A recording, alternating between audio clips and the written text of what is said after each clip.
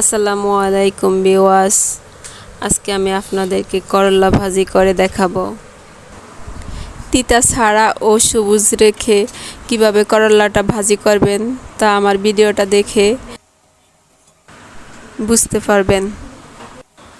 2 minute 23 second ভিডিওটা skip না করে পুরো ভিডিওটা দেখলে বুঝতে পারবেন। আমি কাটার জন্য 3টা করলা এখানে নিয়েছি। আমি করলাটা পাতলা করেও কাটবো না, মোটা করেও কাটবো না, মিডিয়াম সাইজ করে করলাটা আমি কেটে নেব।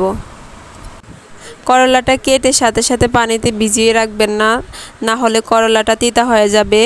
যখন তেলে দিবেন তখনই করলাটা ধুয়ে নেবেন। আমি এখন করলাটা 2-3 বার ধুয়ে নেব।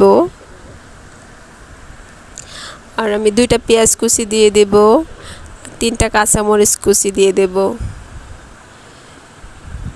দিয়ে আমি চুলায় প্যান বসিয়ে দেব। এখন তেল দিয়ে দেব। তেলটা একটু গরম হইলে আমি লবণ আর হলুদ পরিমাণ মতো দিয়ে নেড়ে চেড়ে করলাটা আমি দিয়ে দেব। আমি করলাটা ভালোভাবে মিক্স করে নেব। করলাটা আমি স্তব করে রাখবো না, করলাটা এভাবে বিছিয়ে দেব। নিচে যখন ব্রাউন কালার হয়ে আসে তখন নেড়ে চেড়ে দেব কিছুক্ষণ পর পর। বেশি নাড়াচাড়া করবেন না, না হলে করলাটা তিতা হয়ে যাবে। আমি পেঁয়াজটা ভেজে নেই করলার সাথে একসাথে দিয়েছি। পেঁয়াজ আর করলাটা একসাথে হয়ে আসছে দেখেন। করলাটা এখন হয়ে আসছে। আমি এখন চুলাটা অফ করে দেব।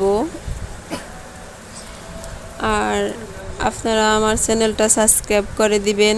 ভিডিওটা ভালো লাগলে আপনাদের আত্মীয় স্বজনের মাঝখানে শেয়ার করবেন, কমেন্ট করে জানাবেন ভাজিটা কেমন হয়েছে, আর একটা লাইক করে দিবেন।